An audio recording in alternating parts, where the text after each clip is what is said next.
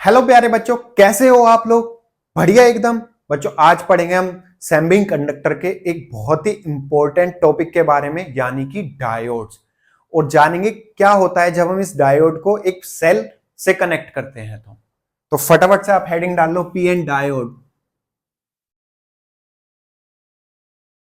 Sir फटाफट से क्यों बोल रहे हो आप? आपकी कोई ट्रेन है क्या? बच्चों ट्रेन नहीं है, लेकिन टाइम बहुत वैल्यूएबल होता है।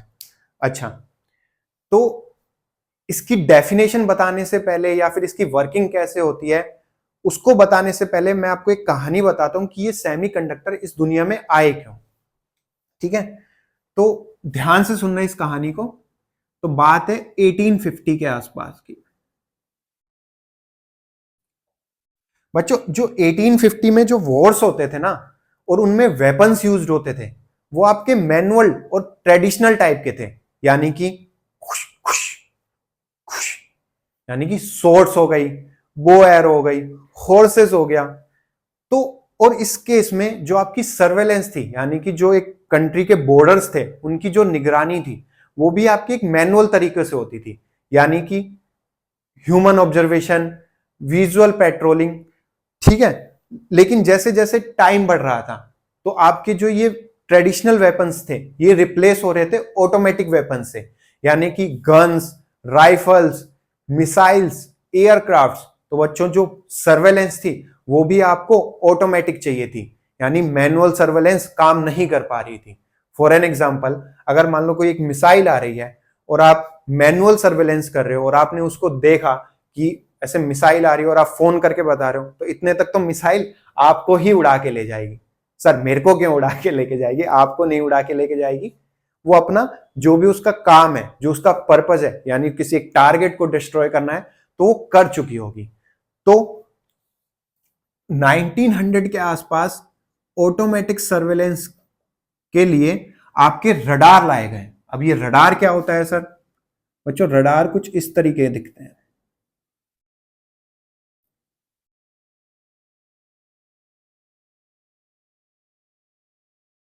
क्या सर, ये तो आपने डिश टीवी बना दिया। हमारे घर में लगा हुआ है, हमारे घर में भी रडार लगा हुआ है क्या सर?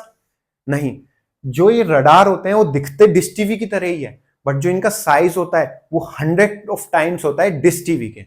अब बच्चों एक काम कैसे करते हैं? बच्चों इसमें एक ट्रांसीवर लगा होता है और एक रिसीवर लगा होता है, और ये जो ट्रांसीवर है आपकी एक रेडियो फ्रीक्वेंसी की वेव्स एमिट करता रहता है।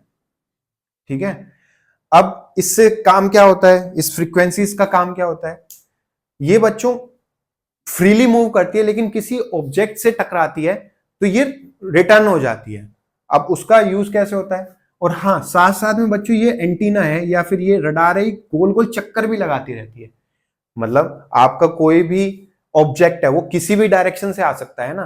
तो अगर मान लो मैं एक आपका रडार हूं और मैं सिर्फ इसी डायरेक्शन में मुंह करके बैठा हुआ हूं, तो सिर्फ मैं इधर से आने वाली जो ऑब्जेक्ट्स हैं उसको डिटेक्ट कर पाऊंगा। इधर से या मेरे पीछे से जो ऑब्जेक्ट आ रहा है उसको मैं डिटेक्ट नहीं कर पाऊंगा। तो ये क्या है बच्चों, चारों तरफ गोल गोल घूमती रहती है। अब और घूमती रहती है और साथ साथ में रेडियो वेव्स एमिट करती रहती है। अब मान लो कोई भी आपकी मिसाइल यहां से किसी एक दुश्मन कंट्री ने लॉन्च करी, जैसे कि पाकिस्तान। अब जैसे ही ये यहां से लॉन्च हुई, अब जैसे ही यहां पे पहुंचेगी,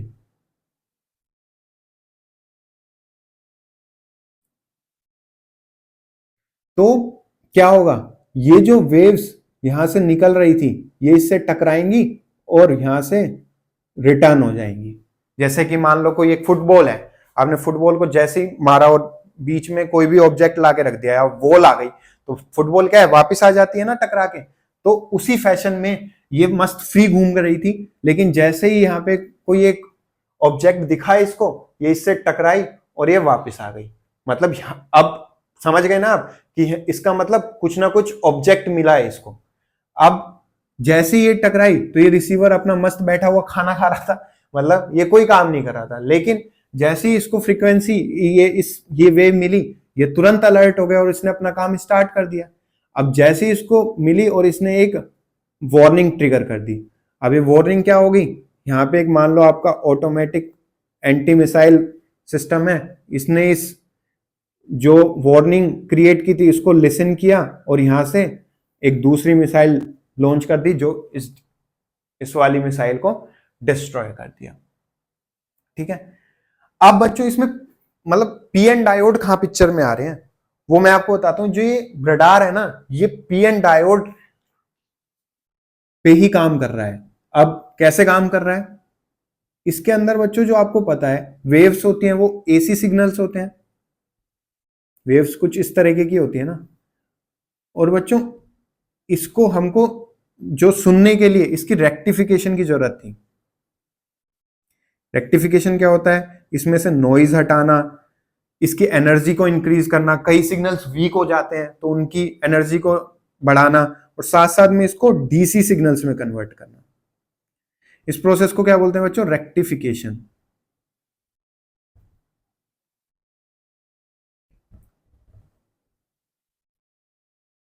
और रेक्टिफिकेशन करता कौन है, रेक्टिफायर।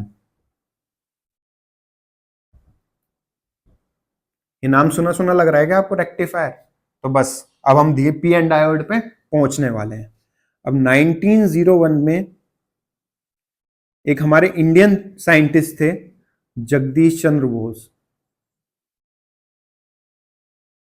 जगदीश चंद्र बोस, इन्होंने बच्चों एक रेक्टिफायर बनाया यूजिंग गैलीना। इसको बच्चों लेड सल्फाइड भी बोलते हैं। और इनको पायनीर माना गया सेमीकंडक्टर रेक्टिफायर का।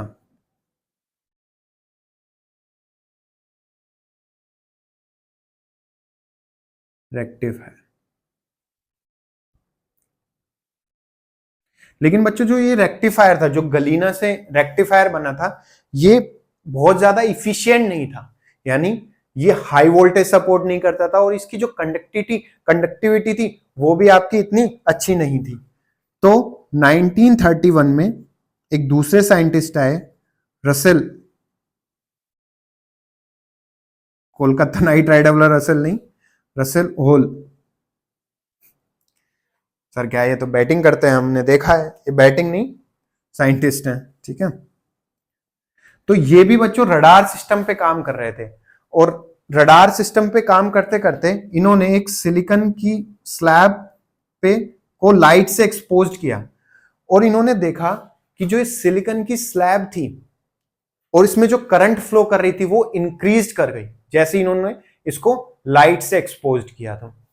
अब हुआ क्या, इन्होंने ऑब्जर्व किया तो इन्होंने देखा जो ये सिलिकॉन की स्लैब थी इसमें बीच में एक लाइन थी, और जैसे ही लाइट इस पे इंसिडेंट हो रही थी इसमें जो करंट है वो बच्चों इंक्रीज कर जा रही थी।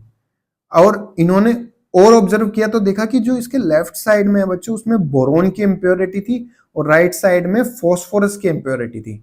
मतलब फॉस्फोरस क्या करता है, आपका इलेक्ट्रॉन प्रोवाइड करता है, और बोरोन क्या करता है, आपके होल्स प्रोवाइड करता है। तो यही बच्चों आगे जाके पी एन डायोड कहलाया।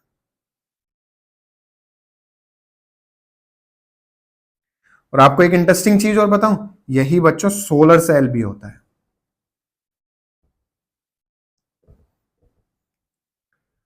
जो आपके सोलर पैनल्स लग रहे हैं ना आजकल घरों में, उनमें ये पी एन डायोड ही लगे होते हैं। और उसमें भी क्या है, जैसे ही सनलाइट आपकी यहाँ पे बीच वाली लेयर पे इंसिडेंट होती है तो आपका करंट फ्लो होना स्टार्ट हो जाता है।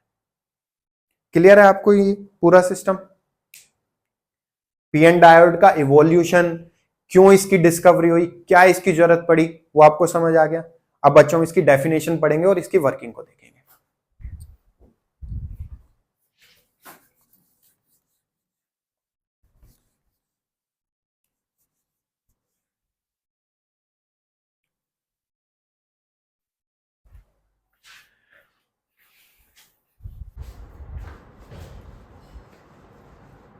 इसकी हेडिंग डालो,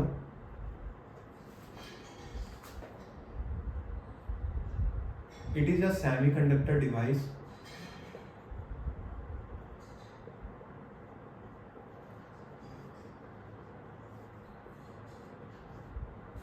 semiconductor device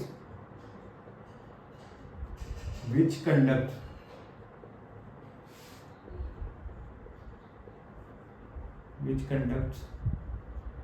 electricity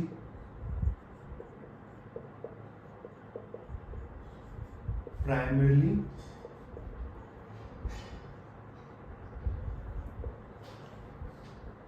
in one direction.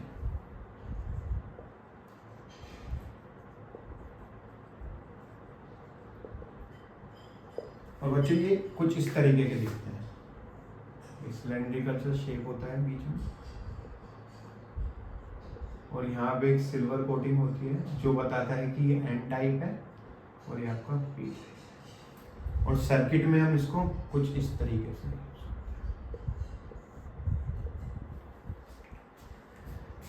Clear बच्चों। इसकी एप्लीकेशंस की बात करें,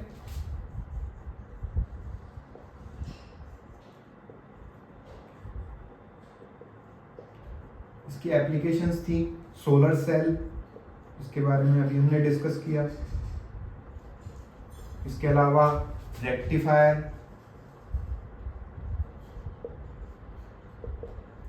इसके अलावा जो एलईडीज होती हैं आपकी, इसके अलावा आपका वोल्टेज रेगुलेशन, इनके बारे में भी हम पढ़ेंगे आने वाले चैप्टर्स में, आने वाले लेक्चर्स में। इसके लिए बच्चों स्पेशल टाइप का डायोड होता है, Zener diode.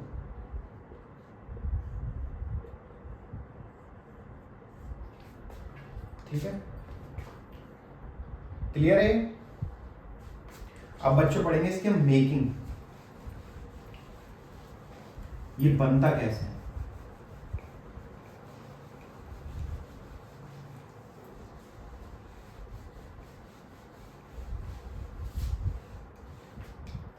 Making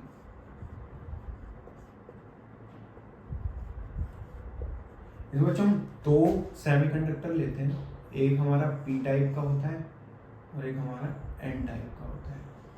P type आपको पता है ये होल्स प्रोवाइड करता है और माइनॉरिटी में इलेक्ट्रॉन, और जो एन होता है वो मेजॉरिटी में इलेक्ट्रॉन्स और माइनॉरिटी में होल्स। अब बच्चों जो इसमें क्या होता है, ये जो बॉर्डर है ना, इस पर आसपास के जो इलेक्ट्रॉन्स हैं वो बड़े प्रेम करने वाले होते हैं। ये क्या करते हैं, बहुत प्रेम स्वभाव के होते हैं, और ये जो इलेक्ट्रॉन्स हैं ये इनके घर आके बैठ जाते हैं। ठीक है, ये दोनों जो रहने वाले लोग हैं ये बड़े प्रेम भाव के लोग हैं और आपस में एक दूसरे को घर बुला लेते हैं। अब बच्चों इससे होता क्या है,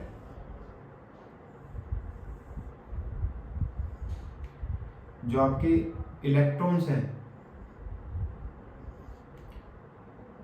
जो इधर आए हैं उसकी वजह से यहाँ पे नेगेटिव चार्ज आ जाता है और यहाँ पे पॉजिटिव, और यहाँ पे आपके जो होल्स हैं वो करेक्ट रहते हैं। अब बच्चों इसकी वजह से क्या होता है कि एक ये लेयर क्रिएट हो जाती है, इसको बोलते हैं डिप्लेशन लेयर।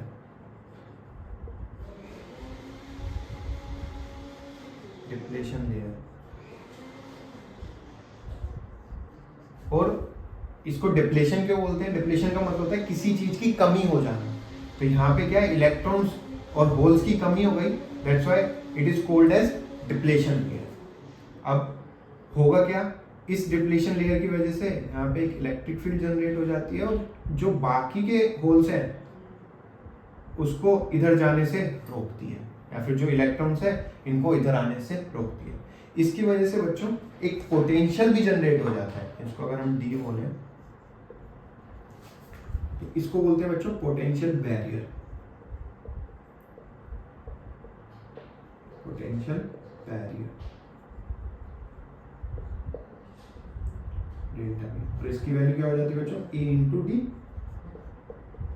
और सिलिकॉन के केस में ये प्रैक्टिकली देखा गया है, इसकी जो वैल्यू आती है 0.7। ठीक है, और इसको अगर हम सिंबल में बनाए तो ये आपका हो जाएगा बच्चों P और ये आपका N, और इसी को ही हम बोलते हैं बच्चों पी एन डायोड।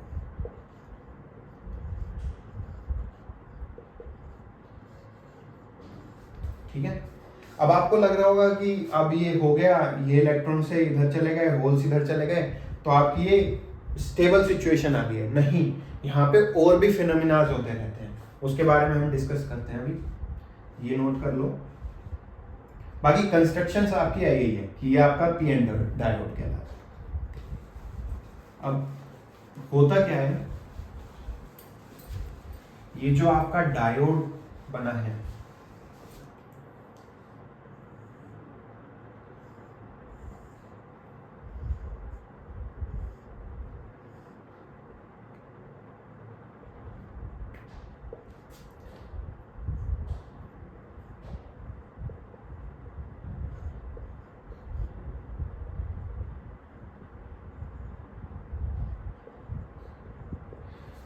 इसमें क्या होता है कि होने पे यहाँ पे एक इलेक्ट्रिक फील्ड जनरेट हो गई, लेकिन कई होल्स और इलेक्ट्रॉन की जो एनर्जी होती है वो इस बैरियर से ज्यादा होती है।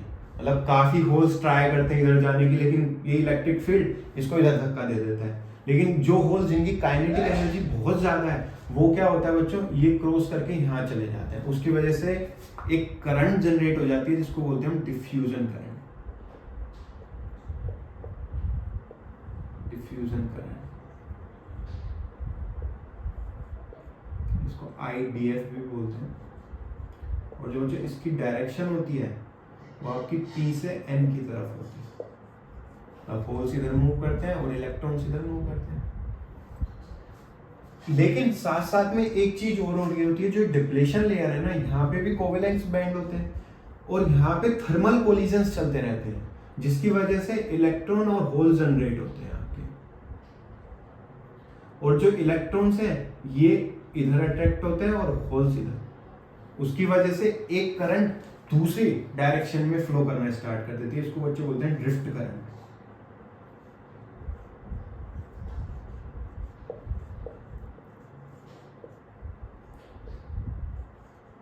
और बच्चों इसकी डायरेक्शन होती है N से P। और जो नेट करंट होती है बच्चों स्टेडी स्टेट में,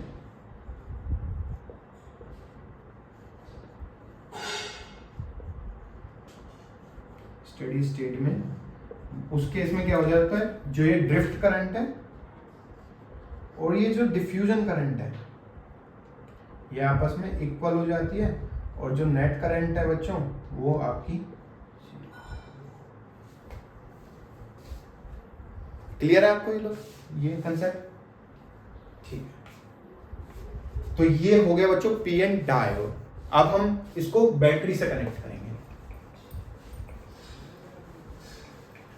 अब बैटरी से भी बच्चों इसको दो तरीके से कनेक्ट कर सकते हैं, या तो P को बैटरी के पॉजिटिव टर्मिनल से कनेक्ट कर दो, या फिर N को बैटरी के पॉजिटिव टर्मिनल से कनेक्ट कर दो। बच्चों जब P को पॉजिटिव टर्मिनल से कनेक्ट करते हैं उसको बोलते हैं फॉरवर्ड बायसिंग। Forward bias.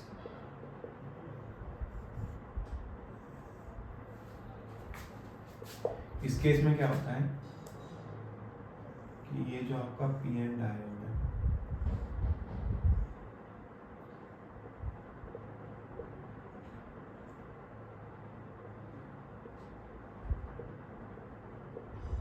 और यहाँ पे इसको आपने कनेक्ट कर दिया बैटरी के पॉजिटिव टर्मिनल से और इसको कर दिया नहीं। अब बच्चों ये इलेक्ट्रिक फील्ड जो जनरेट हुई थी जंक्शन पे, इसके अपोजिट में एक इलेक्ट्रिक फील्ड बैटरी जनरेट कर देती है, जिसकी वजह से जो बैरियर है ये क्या है बच्चों, कम होने लगता है। अगर मैं ये इस बैटरी की वैल्यू इंक्रीज करता हूँ, सपोज मैंने पहले करी 0.1, तो क्या होगा, हमने पहले पढ़ा था जो पोटेंशियल बैरियर है ये बच्चों किसके इक्वल होता है, 0.7 वोल्ट के सिलिकॉन केस में। तो नेट जो आपकी करंट है अभी भी फ्लो नहीं होगी, लेकिन जो कुछ अमाउंट में बढ़ जाएगी due to this electric field. लेकिन अगर आप जैसे ही इस वोल्टेज की वैल्यू 0.7 वोल्ट से कम करते हो, तो जो एक प्रॉपर करंट है वो फ्लो करना स्टार्ट कर देती है। फॉरवर्ड बायसिंग में ये जो इलेक्ट्रिक फील्ड है ये आपकी स्ट्रॉन्ग हो जाती है, और जो बैरियर है ये बिल्कुल खत्म हो जाता है, और केस में इलेक्ट्रॉन इधर कूद के आने लग जाते हैं और यहाँ से ये इधर जाते हैं, ये यहाँ जाते हैं, यहाँ जाते हैं, उसके बाद ये इस जो वायर है इसके अंदर पहुँच के पूरा एक राउंड कंप्लीट कर लेते हैं और आपकी एक करंट फ्लो करना स्टार्ट हो जाती है। ठीक है, ये तो हो गया बच्चों फॉरवर्ड बायसिंग। अब रिवर्स बायसिंग में क्या होता है, इसमें एक चीज हो रहा है, इस केस में क्या हुआ कि आपकी डिफ्यूजन करंट है वो ज्यादा हो जाती है आपकी ड्रिफ्ट करंट से।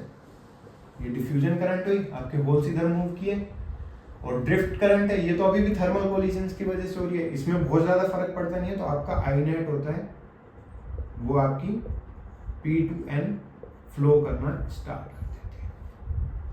ठीक है, अब रिवर्स बायसिंग में क्या होता है,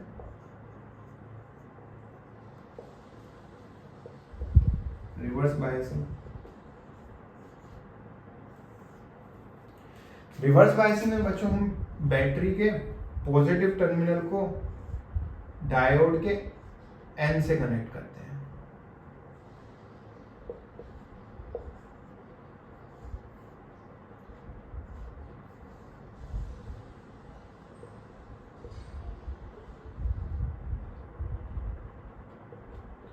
अब बच्चों इस केस में क्या होता है, थोड़ा ध्यान से समझना इसको, कि जो ये पोटेंशियल बैरियर था इसी की डायरेक्शन में ही जो बैटरी है वो इलेक्ट्रिक फील्ड जनरेट करती है।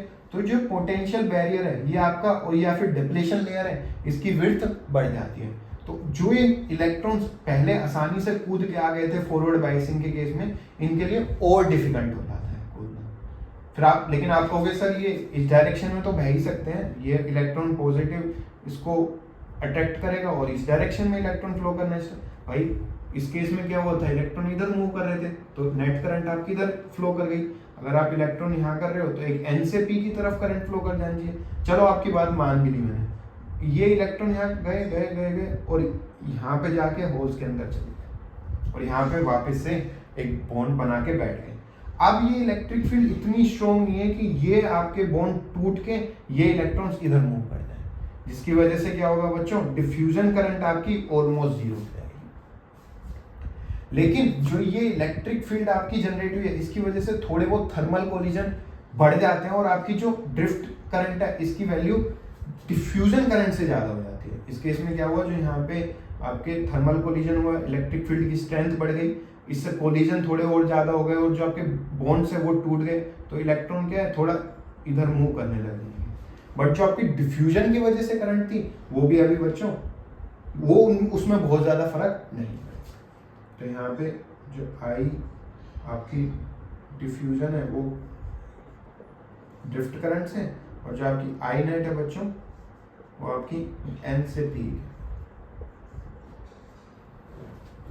ये होता है बच्चों रिवर्स बायसिंग के केस में।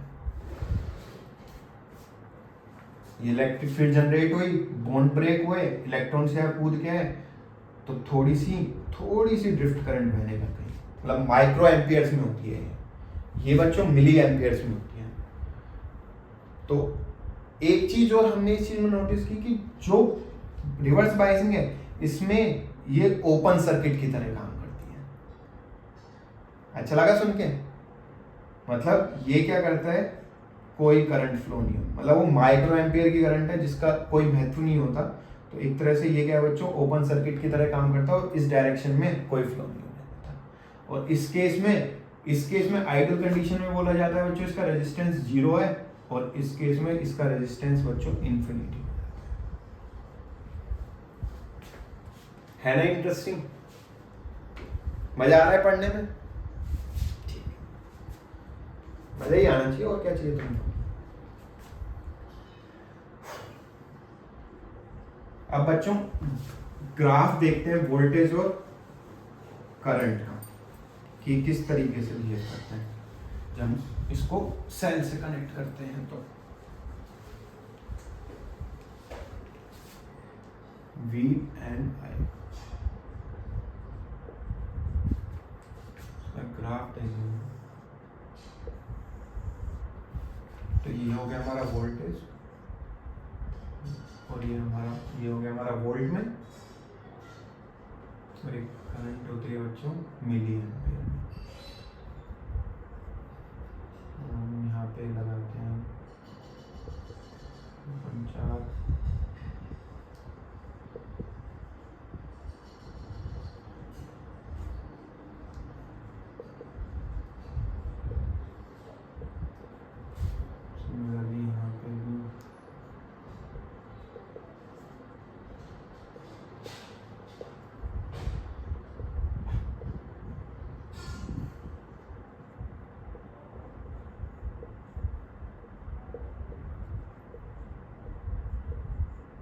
बच्चों हमने यहाँ पे क्या देखा था कि वोल्टेज हम धीरे धीरे बढ़ा रहे थे और जब जैसे ही 0.7 से ज़्यादा होता है तो हमको एक बढ़िया सी करंट देखने को मिलती है।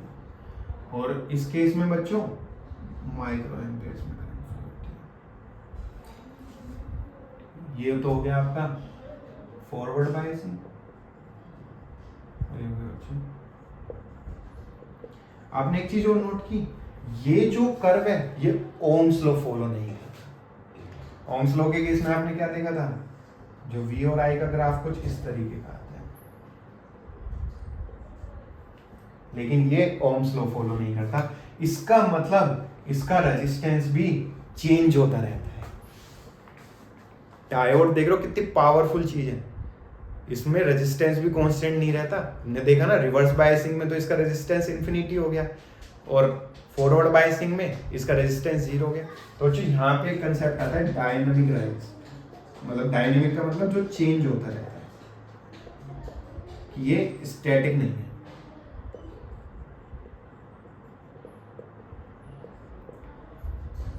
और बच्चों इसकी वैल्यू होती है डेल्टा वी। आपको कोई भी ग्राफ दिया हो तो आप उसमें डेल्टा वी निकाल लो तो डेल्टा आई निकाल लो तो डायनामिक।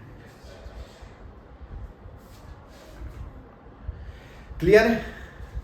अब चलो एक क्वेश्चन करते हैं फटाफट से और इस टॉपिक को यहीं पे विराम देते हैं।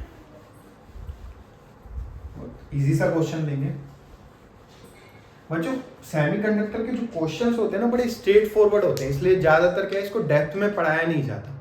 अब बहुत स्ट्रेट फॉरवर्ड आईआईटी या फिर जेई या नीट इसमें बहुत ज्यादा आपको लॉजिकल क्वेश्चंस नहीं देती, ठीक है, इसलिए इसमें मार्क करना भी आपके लिए इजी होता है।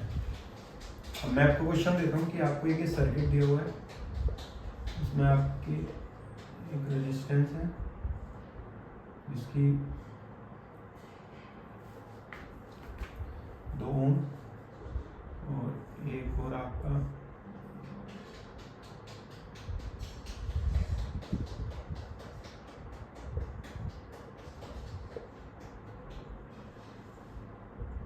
ओम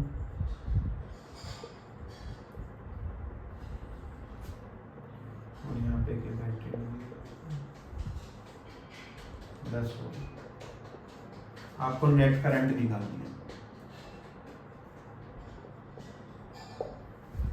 करो इस क्वेश्चन को।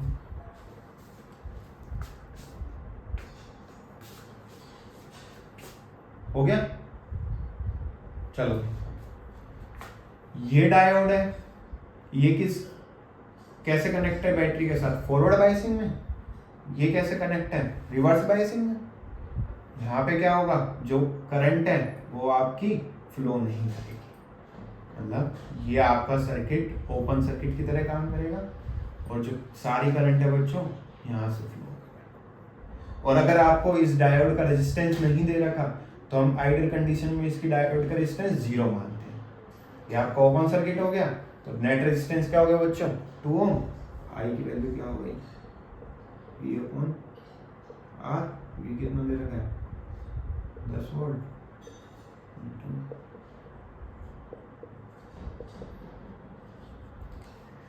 तो बच्चों ये चैप्टर, ये टॉपिक यहीं पे होता है समाप्त, और तब तक के लिए बाय बाय, थैंक यू।